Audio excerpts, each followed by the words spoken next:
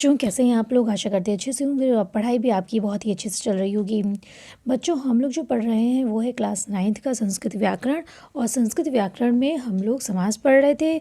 समास में कर्मधारय समास हम लोग का चल रहा है। ठीक है, तो समास में कर्मधारय समास में हमने आपको बताया था कि कर्मधारय समास तत्पुरुष समास का ही भाग है।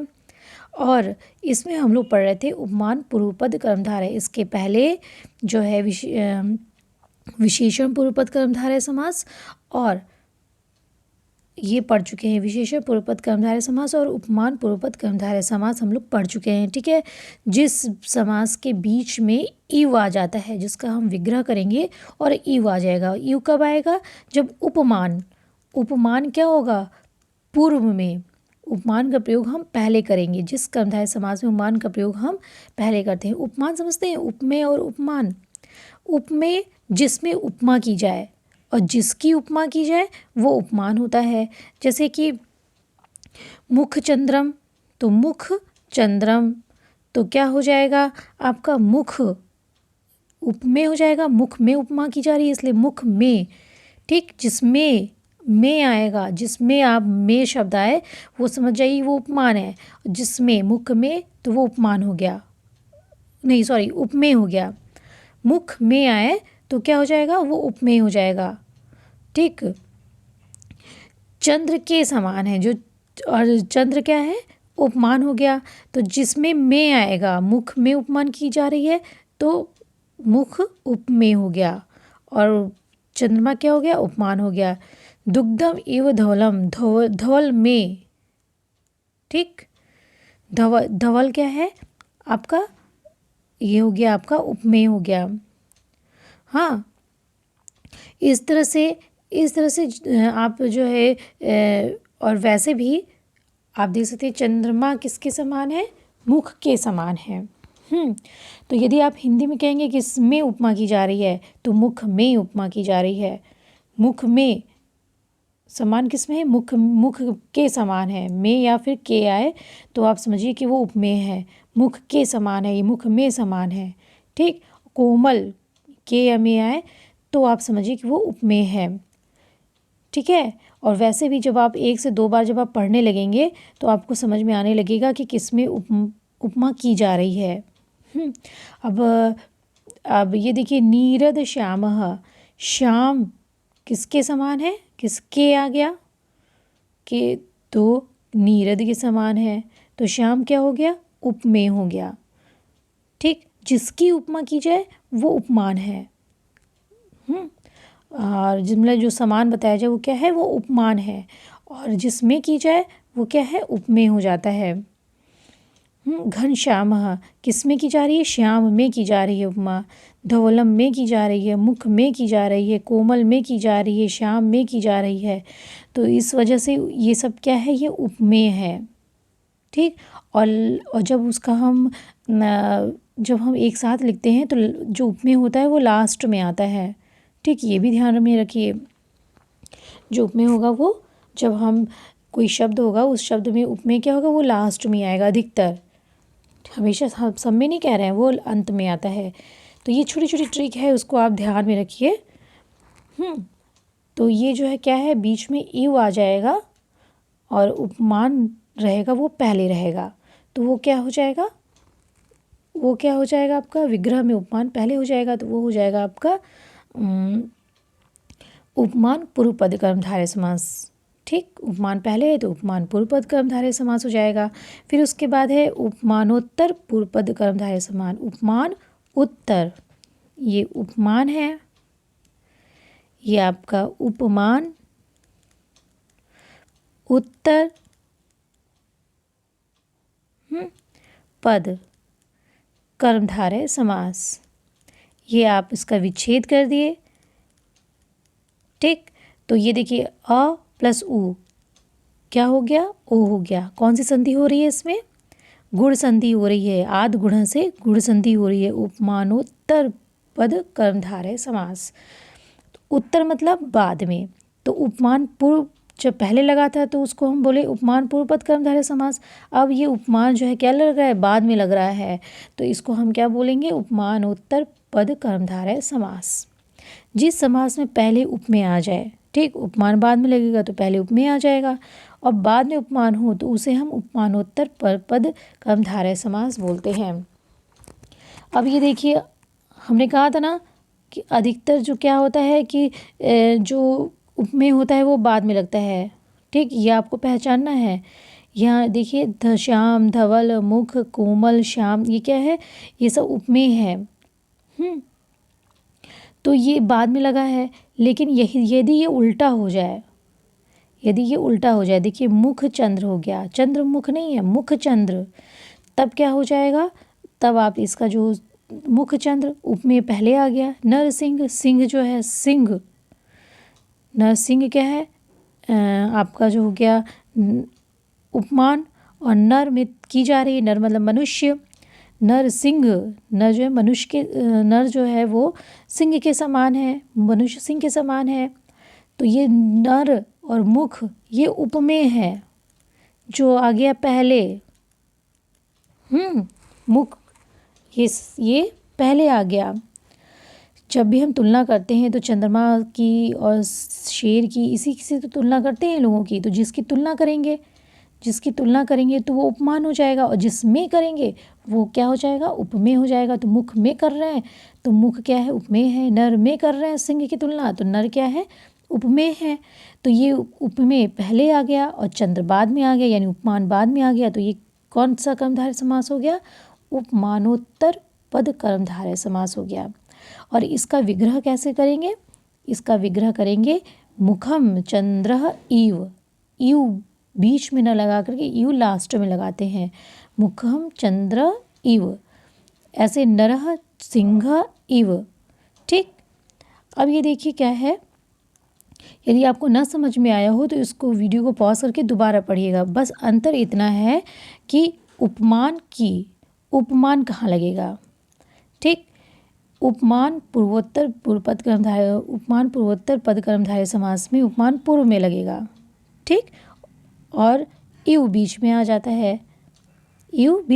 है, और उपमान उत्तर पद कर्मधारय समास में जो उपमान है वो बाद में लगेगा और लास्ट में इव आता है। ये अंतर है। अब आपको बस इसमें ये पहचाना है कि उपमान क्या है और उपमेय क्या है।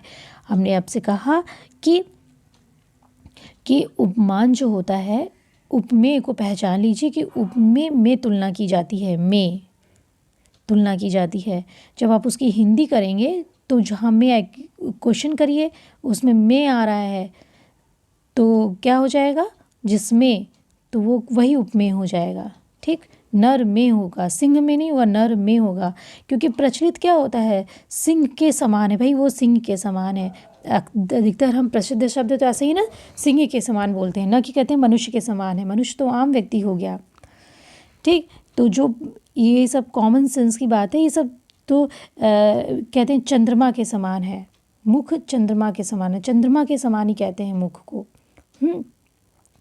तो हम मुख में कहेंगे ना, मुख किसके समान है, किस में हो रही है, मुख में। तो मुख में तुलना हो रही है ना, हाँ, तो ये मुख क्या हो जाएगा, उपमेय हो जाएगा। तो ये ऐसा थोड़ी कभी बोला जाता है कि नर वो मुख के समान है, उसका मुख किसके समान है, चंद्रमा के समान है। तो जिसके समान होगा, जो समान जिसके साथ लगेगा वो उपमान होता है, और जिसमें होगा वो उपमेय होता है, ठीक है। जिसमें तुलना की जाती है, जिसके समान बताया जाता है वो उपमेय होता है, ठीक। मेरे ख्याल से आपको समझ में आ गया होगा। तो ये हो गया आपका उपमानोत्तर पद कर्मधारय। अब चौथा है विशेष उभय पद कर्मधारय समास। विशेष उभय पद मतलब होता है दोनों, उभय मतलब दोनों, और पद मतलब समझ रहे हैं कि इधर का पद और इधर का पद, ये दोनों विशेषण हो, ये दोनों क्या हो, विशेष्य हो, तो उसे हम क्या बोलेंगे, कर्मधारय समास बोलेंगे। और दोनों विशेष होना चाहिए, और जब दोनों विशेष होगा तो हम बीच में ऑटोमेटिक और लग जाता है, च लग जाता है। तो इसका मतलब ये नहीं कि द्वंद्व समास हो जाए, द्वंद्व समास की भी विशेषता ये है कि बीच में च लग जाता है, लेकिन आपको इसको पहचानना है। क्यों, क्योंकि ये दोनों विशेषता रहेगी, दोनों विशेषण रहेगा। कैसा विशेषण रहेगा, देखिए कह रहा है, अब ये ये देखिए विशेष्य उभय पद कर्मधारय समास, विशेष्य। वायस दंपत्ति, वायसौ च तौ दंपत्तिः, आम्रवृक्षः, आम्रवृक्षः। अब ये देखिए क्या दे दिया है कि दोनों विशेष होना चाहिए। कहते हैं ना, पहले आप समझिए विशेष और विशेषण। कहते हैं नीला, क्या हम कहते हैं? नीला आकाश, ठीक है, नीला आकाश। तो ये नीला क्या है? विशेषण है, और आकाश क्या है? विशेष है। ठीक, आकाश विशेष है। क्यों? क्योंकि आकाश की विशेषता बता रहा है नीला, तो नीला क्या हो गया? विशेषण हो गया। नीला विशेषण है और आकाश विशेष है। तो ये कह रहा है कि दोनों विशेष पद होने चाहिए। ये जो तो पद है ना, ये दोनों विशेष होने चाहिए। ये आकाश ही होना चाहिए, इस तरह के शब्द ही होने चाहिए। ठीक, तो देखिए वायस है और ये दंपत्ति है। वायसो च तौ दंपत्ति, दंपत्ति मतलब जोड़ा होता है। ठीक है, और अवस्था हो गई आपकी। तो वायस और दंपत्ति ये दोनों जो है क्या है? आपका विशेष है। तो इसका विग्रह कैसे किए? वायसो च तौ दंपत्ति, वायसौ च तौ दंपत्ति, आम्रवृक्ष। ये भी आम्र और वृक्ष, इन दोनों का विशेषण हो सकता है कि नहीं हो सकता है? अच्छा वायस, बुरा वायस, इसका भी विशेषण हो सकता है। दंपत्ति भी, अच्छा दंपत्ति, बुरा दंपत्ति, ये भी विशेषण हो सकता है। आम्र में अच्छा आम्र, खराब आम्र, कच्चा आम, पक्का आम, इससे भी हो सकता है। वृक्ष भी हो सकता है, ऊंचा नीचा, इसकी विशेषता हो सकती है। तो ये क्या हो गया? ये विशेष हो गया। जिसके विशेषण हो सकता है वो विशेष हो गया। तो ये दोनों क्या हो गए? विशेष हो गए। तो क्योंकि इसका विशेषण आप लगाएंगे, अच्छा बुरा करके लगाइए, दोनों में लग जाएगा, तो ये विशेष हो गया। तो इस तरह से ये क्या हो गया? विशेष उभय पद कर्मधारय समास हो गया। आम और वृक्ष दोनों के विशेषण होते हैं, इस वजह से दोनों क्या हो गया? विशेष उभय पद कर्मधारय समास हो गया। और इसका विग्रह कैसे बनेगा? जब ऐसा रहेगा तो दोनों विशेष रहेगा तो आम्र च, ये आसो लग जाता है इसमें, चासौ मतलब असौ लगता है। आम्र च असौ, या ये आम्र असौ लगता है। आम्र च असौ च वृक्ष, आम्र च असौ वृक्ष, इसमें ये ऐसे दिया हुआ है आम्रसौ च वृक्ष, ऐसे भी लिख सकते हैं। जैसे वायसो च तौ दंपत्ति लिखा है, वैसे आम्र आम्रः च असौ वृक्ष। ठीक है, इसका विच्छेद कैसे हुआ? आम्रः च असौ, इसमें असौ शब्द जुड़ जाता है, असौ वृक्षः। ठीक है, ये आपका जो है इसका विग्रह है, आम्रः च असौ वृक्षः। ठीक, इस तरह से विशेष उभयपद कर्मधारय समास का विग्रह किया जाता है। ये क्या करना है? ये आपको याद करना पड़ेगा। ठीक है, ये इस तरह से विग्रह जब 1 से 2 बार जब नोट आउट करेंगे तो ऑटोमेटिक 1 से 2 बार रिवीजन करेंगे तो आपको याद होना शुरू हो जाएगा। विशेषण उभयपद कर्मधारय। ठीक, अब जैसे हमने बताया था नीला आकाश, अब आकाश ठीक, नीला आकाश। अब विशेष जैसे हम बोल रहे हैं आपसे कि बादल, बादल आकाश, तो ये दोनों विशेष हुआ ना, क्योंकि इन दोनों की विशेषता बताई जा सकती है। ये क्या? ये संज्ञा है। ठीक है, दोनों में संज्ञा शब्द रहेगा तो वो क्या हो जाएगा? वो विशेष हो जाएगा। अब दोनों की जो विशेषण सिर्फ रहेगा, जैसे रक्तः पीतः, लाल पीला, ये विशेष है, विशेषण है, सॉरी विशेषण है। लाल पीला तो किसी की विशेषता बताई जाती है ना। कृतम च अकृतम, करना और न करना, ये क्या है? विशेषण है। शीतोष्ण, शीतम च उष्णम, शीत और उष्ण ये क्या है? विशेषण है, किसी संज्ञा के साथ में लगता है। हाँ, विशेषता बताता है ये सारे शब्द। तो ये क्या हो जाएगा? विशेषण उभयपद कर्मधारय समास रहेगा। इसकी ये जो 2 पद रहेंगे, इसमें भी विशेषण रहेगा और इसमें भी विशेषण रहेगा। ठीक है, विशेषण और विशेष तो आप समझ रहे होंगे ना, मेरे ख्याल से आपको समझ में आ गया होगा कि विशेषण क्या है और विशेष क्या है। ठीक, कोई भी संज्ञा शब्द रहेगा तो वो क्या कहलाएगा, विशेष कहलाएगा। और उसी का जब हम विशेषण जो बताएंगे, जब उसका हम विशेषता बताएंगे तो उसको हम विशेषण बोलेंगे। जैसे कि काला, नीला, पीला, हरा, गुलाबी। और मान लीजिए हम कह दिए कि अच्छा लड़का, अच्छा लड़का, तो लड़का क्या हो गया, विशेष हो गया, और अच्छा क्या हो गया, विशेषण हो गया। ठीक, तो दोनों तरफ यदि विशेषण रहेगा तो विशेषण उभय पद कर्मधारय समास हो जाएगा, और दोनों तरफ इस प्रकार के यदि विशेष शब्द रहेंगे तो क्या हो जाएगा, विशेष उभय पद कर्मधारय समास हो जाएगा। और असौ जब इसका विग्रह करेंगे तो हम असौ शब्द का प्रयोग करते हैं विग्रह करने में।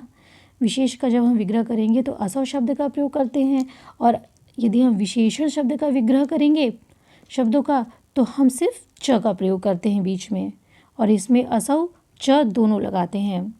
च असौ हम दोनों का प्रयोग करते हैं, और इस विशेषण में सिर्फ हम च का प्रयोग करते हैं। ठीक है, अब इसके अभ्यास को हम लोग तब समझेंगे जब आप इसको नोट आउट कर लेंगे और इसको एक बार अच्छे से समझ लेंगे। ठीक है, छोटे छोटे जो शब्द होते हैं उसी में हम लोग गड़बड़ हो जाते हैं।